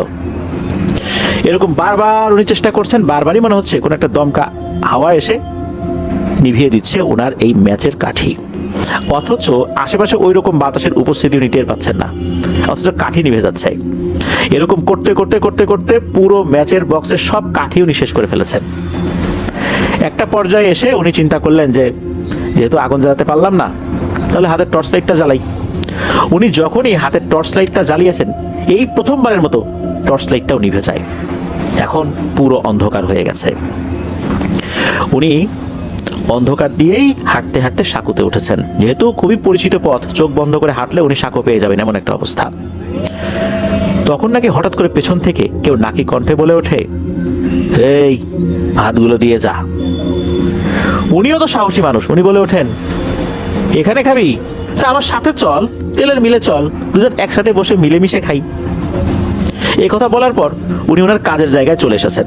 এরপরে কিন্তু আর কোনো কথা হয়নি, পিছন থেকে গম্ভীর কণ্ঠে আর কোনো আওয়াজও আসেনি, উনি ঠিকঠাক করে চলে আসছেন। উনি যখন কাজের জায়গায় চলে এসেছিলেন, তখন কিন্তু আরেকজন যে লোক, উনি কিন্তু চলে যাবেন আর সুমন ভাইয়ের বাবা ডিউটি পালন করবেন। ওই লোকটা খেয়াল করেন যে সুমন ভাইয়ের বাবার চোখ লাল হয়ে গেছে, শরীর থরথর করে কাঁপছে। ওই লোকটা বুঝতে পারলেন যে সুমন ভাইয়ের বাবার শরীর ভালো না। তখন উনি বললেন যে ভাই, আপনার শরীর তো ভালো মনে হচ্ছে না, কি ব্যাপার, আপনার কোনো সমস্যা হয়েছে? তখন সুমন ভাইয়ের বাবা বলছেন, কেমন যেন লাগছে শরীরটা, আসলে ভালো লাগতেছে না, হঠাৎ করে এমনটা মনে হচ্ছে, ঠিকঠাকই তো ছিলাম। তখন ওই লোকটা বলছে, আচ্ছা ভাই, আপনি একটা কাজ করেন, আপনার ডিউটি করতে হবে না, আমি আজকে প্রয়োজনে ডাবল ডিউটি করে দিচ্ছি, আপনারটা আমি করে দিচ্ছি, আপনি এই পাশে বিশ্রাম করেন। তো ওখানে কিছু বস্তা ছিল, মূলত ওই মিলটা ছিল হচ্ছে সরিষার তেল ভাঙানোর মিল। সরিষার তেল ভাঙানোর সময় যে খৈল হয়, ওই খৈলগুলো বিভিন্ন বস্তায় ভরে রাখা হয়। ওরকম একটা বস্তার উপর উনি শুয়ে পড়েন। এরপর উনি বিশ্রাম নিতে থাকেন। এরপর কি হয়েছে ওনার মনে নাই। সকালবেলা তেলের মিল থেকে বাড়িতে খবর আসে যে সুমন ভাইয়ের বাবা অসুস্থ। তখন সুমন ভাইয়ের দাদি এবং সুমন ভাইয়ের চাচারা গিয়ে সুমন ভাইয়ের বাবাকে নিয়ে আসেন বাড়িতে। আসার পর তো ওনার অবস্থা এতটাই খারাপ, বিছানা থেকেও উনি উঠতে পারেন না। সারাদিন উনি বিছানায় শুয়ে থাকেন, কিন্তু সন্ধ্যা লাগার সাথে সাথে ঘর থেকে দৌড়ে বের হয়ে চলে যান সেই আশ্রমের খালের দিকে। তখন আবার বাড়ির লোকজন অর্থাৎ সুমন ভাইয়ের দাদি, চাচা, ফুপু যারা আছে তারা দৌড়ে গিয়ে ওনাকে ধরে নিয়ে আসেন। এইভাবে কিন্তু চলে যায় 7-8 দিনের মতো, কোনোভাবে কোনো কিছু হচ্ছিল না। ওনার সাথে যে এই ঘটনাগুলো ঘটেছে এটা তো উনি আগে কাউকে বলেনও নাই, এই জন্য ওনারাও বুঝতে পারছিলেন না আসলে ঘটনাটা কি। 7-8 দিন পর সমস্যা আরো বেড়ে গেল। রাতের বেলা উনি চিৎকার করে বলে উঠতেন, এই টিনের চালের উপরে দেখ কি যেন আছে, ভয়ঙ্কর কি যেন আছে, আমারে নিতে আসছে রে। আবার উনি বলে উঠতেন, এই সব মাছ খেয়ে নিল রে, সব মাছ খেয়ে নিল। আবার উনি বলে উঠতেন, এই আমাকে মেরে ফেললো রে, আমাকে মেরে ফেললো, আমাকে বাঁচা। তো এরকম ভাবে উনি চিৎকার করতেন। যখন এই সমস্যা শুরু হলো তখন তো বাড়ির লোকজন বুঝতে পারছেন ঘটনাটা কি হয়েছে। এদিকে উনাকে জিজ্ঞেস করলে উনি কিছুই বলতে পারেন না। এর মধ্যে পরিবারের সদস্যরা কবিরাজ খুঁজতে শুরু করেছেন। কোনো ভালো কবিরাজ পাওয়া যাচ্ছে না। সব মিলে প্রায় 16 দিন পর একজন ফকির আসে ওই বাড়িতে ভিক্ষা নেবার জন্য। ওনাদের খোঁজাখুঁজিতে কোনো কাজ হয় নাই, একজন ফকির আসে ভিক্ষা নিতে। ভিক্ষা নিতে যখন আসছে, আসার পরই এই যে সুমন ভাইয়ের দাদিকে বলছে যে, মারে তোর বাড়িতে এখন ভিক্ষা নেব না, তোর ছেলের অবস্থা তো খুবই খারাপ। এই কথা বলতে বলতে আবার সুমন ভাইয়ের মাও চলে আসছেন। তখন সুমন ভাইয়ের মাকেও বলেন, তোর স্বামীর অবস্থা তো ভালো না, আর মাত্র কয়েকদিন আছে, এরপরেই তো ওর জীবনটা শেষ হয়ে যাবে রে, অনেক দেরি হয়ে গেছে। এই কথা শোনার সাথে সাথে সুমন ভাইয়ের মা এবং দাদি চিৎকার করে ওঠেন যে, আপনি কি বলেন এগুলা। তখন ওই ফকির বলছেন যে, তোদের চিন্তার কোনো কারণ নাই, আল্লাহ আমাকে পাঠাই দিয়েছেন, আমি ইনশাল্লাহ চেষ্টা করব সর্বোচ্চ। তখন ওই সময় ওই ফকির বলেন, এই যে সুমন ভাইয়ের দাদিকে বলেছেন আর কি, যে তুই এখন যা, তুই গিয়ে একটা জবা ফুল গাছ থেকে 3টা জবা ফুল নিয়ে আসবি, এক নিঃশ্বাসে 3টা জবা ফুল পারবি। আর আসার সময় এই দিনের বেলাতেই কিন্তু কিছু সমস্যা হতে পারে, কিন্তু ভয় পাওয়া যাবে না, তুই মা যেহেতু তোকে এই কাজটা করতে হবে। তখন সুমন ভাইয়ের দাদি উনি একটা জায়গা চিনতেন বাড়ির কাছাকাছি, সেখানে জবা ফুল ছিল, অর্থাৎ ভালো একটা সুন্দর জবা ফুলের গাছ ছিল, জবা ফুলও ধরেছিল। উনি দ্রুত সেখানে চলে যান, এক নিঃশ্বাসে 3টা জবা ফুল পারেন। কিন্তু সমস্যা হয় হচ্ছে বাড়িতে ফেরত আসার সময় এই দিনের বেলাতে কোত্থেকে একটা কুকুর এসে ওনাকে তাড়া করতে থাকে। এই কুকুরের তাড়া খেয়ে ওনার পা একটা গর্তের মধ্যে পড়ে পাটা মচকে যায়, যদিও বা ভাঙেনি, তবে মারাত্মক ব্যথা পেয়েছিলেন। যেহেতু বয়স্ক মানুষ, হাড় দুর্বল হয়ে গেছে, আঘাতটা ওইরকম গুরুতর না হলেও ওনার জন্য সেটা গুরুতর ছিল। উনি অনেক কষ্টে পা খোরাতে খোরাতে বাড়িতে চলে আসেন। তখন ওই ফকির বলেন যে, মারে তুই যেভাবে আসছিস, যদি ওই কুকুরটা তোকে একবার ভালো করে ধরতে পারতো আর ওই কুকুরটার ভয়ে তুই যদি দাঁড়িয়ে যেতি, তাহলে সর্বনাশ হয়ে যেত, তোকে ওখানেই মেরে ফেলতো এই দিনের বেলাতেই। তখন চিকিৎসা শুরু হয়ে গেল। ওই ফকির কি করলেন, ওই যে জবা ফুল যেগুলো 3টা, এই 3টা জবা ফুল উনি কি যেন একটা পড়লেন, পড়ার পর সুমন ভাইয়ের বাবার নাকের কাছে দিলেন শোকার জন্য। একটার পর একটা ওনার নাকের কাছে ধরা হলো। সুমন ভাইয়ের বাবাও ঘ্রাণ নিলেন। এর পরই দেখা গেল উনি 10 থেকে 15 সেকেন্ডের মধ্যে শোয়া থেকে উঠে দাঁড়িয়ে গেলেন, দিব্যি হাঁটাচলা করছেন। সবাই তো অবাক যে এরকম একটা অসুস্থ মানুষ এখন দিব্যি স্বাভাবিক হয়ে গেছে। তখন ওই ফকির বলছেন,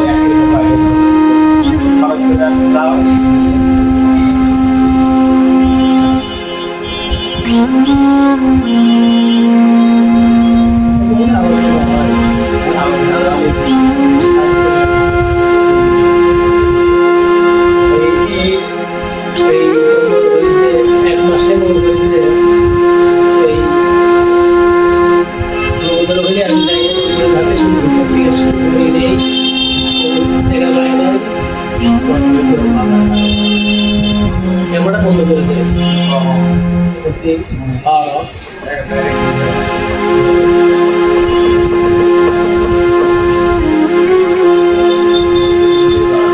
ক্যামেরা মোটামুটি ভালো সুন্দর আছে আমি তো তোর সে কারা এর কারণ কি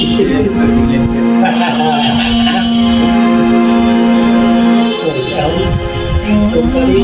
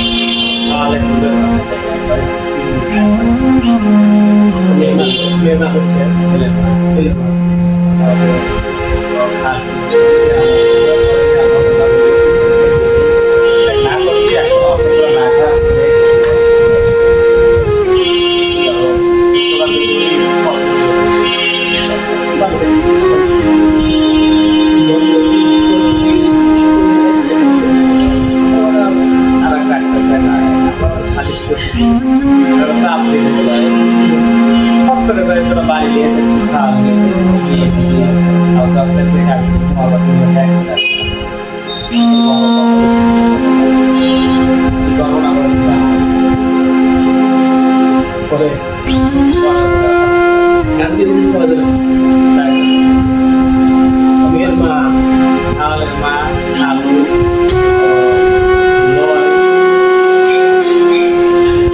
তার মেয়েদের সন্তুষ্ট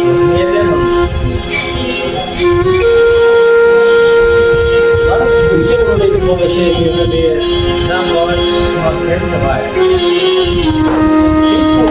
সেন্সে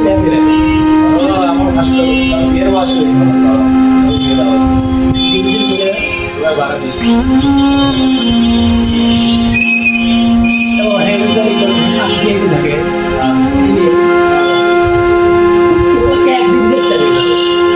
রাস্তা আসলে কত দূর যায়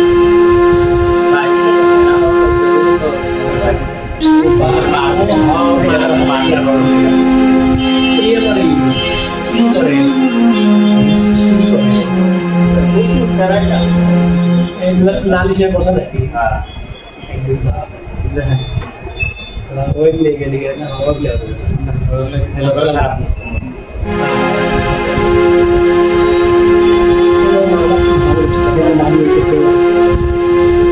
আমাদের কিছু গাছ দিছিল গাছ দিছিল কাজে দিছি ভাবছি সকালে এসে বলছে কে গাছ আমার কাছে চলে আসলো না দেখে গাছ নাই আমার গাছটা ছুটে যাচ্ছে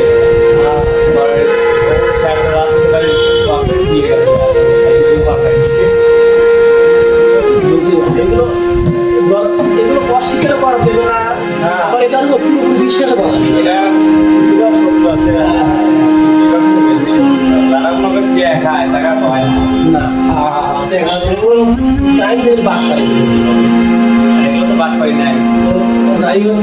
এগুলো বাদ করে খাই বলে তাহলে খাবে খাওয়া যায় তো দুশোটা থাকে আছে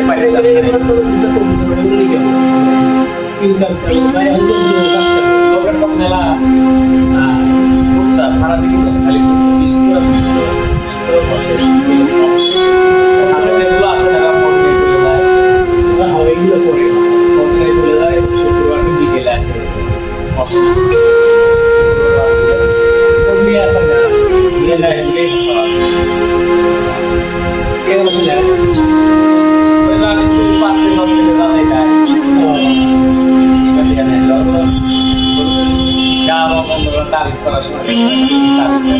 কি হয়েছে মা হয়েছে না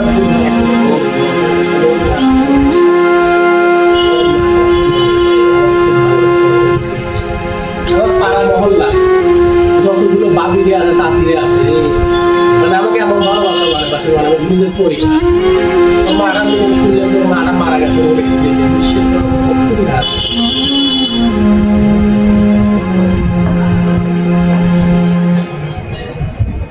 এখন তো সাফারি করে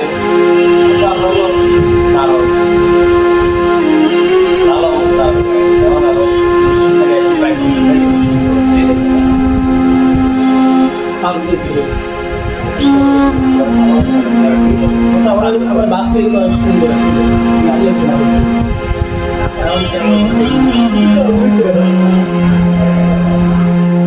আবার সাদা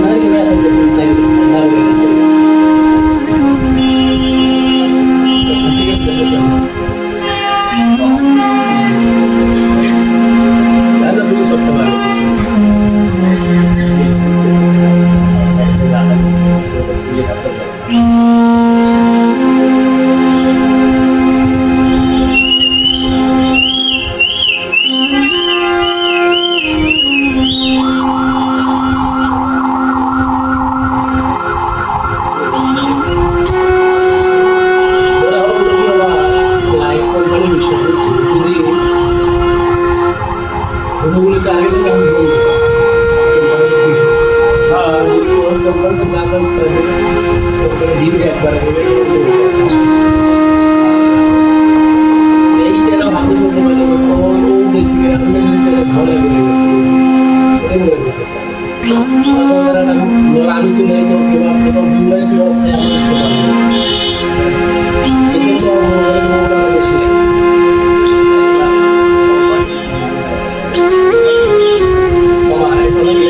ব্যবসা আমি করতেছি আমি জানি সবচেয়ে বড় কথা কি ওই ব্যবসার গতি কেউ কোনোদিন একই ভাবে একই গতি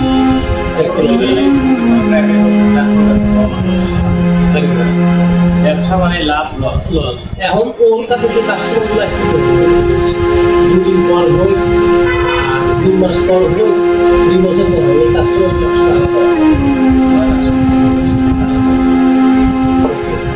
এরকম সরকারি টাকা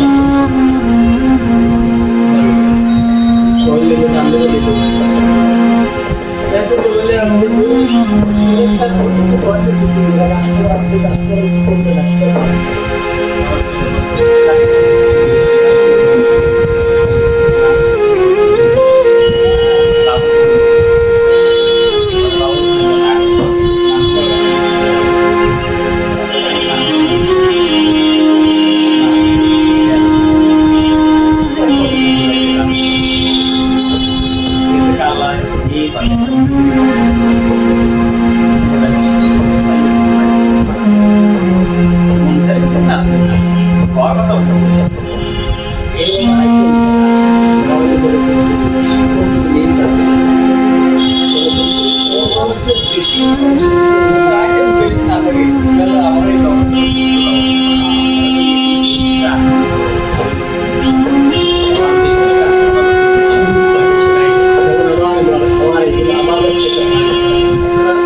আগে বিশ্বাস করো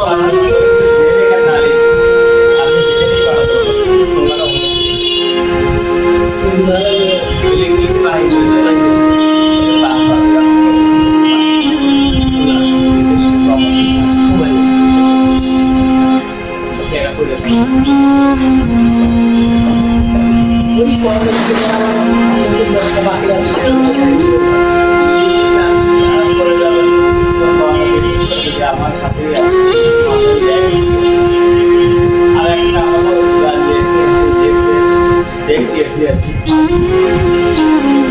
লাইট আছে কিন্তু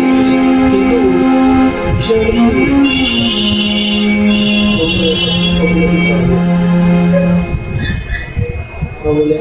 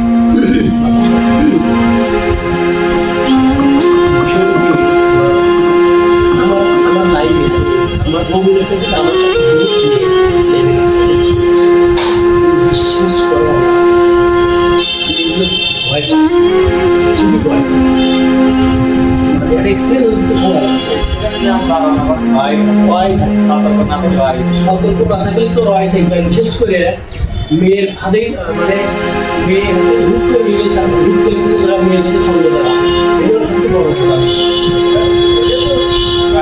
সবচেয়ে বড় কথা। এরা এলো একটা পুরো দিলে ওরা বলিস না আমাকে সাইন পাস দিয়ে তার সাথে আজ থেকে সাথে সাথে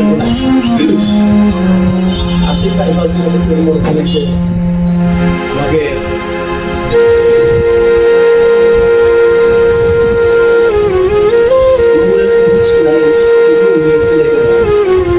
ভালো মাথা ইনভেস্ট করতে পারে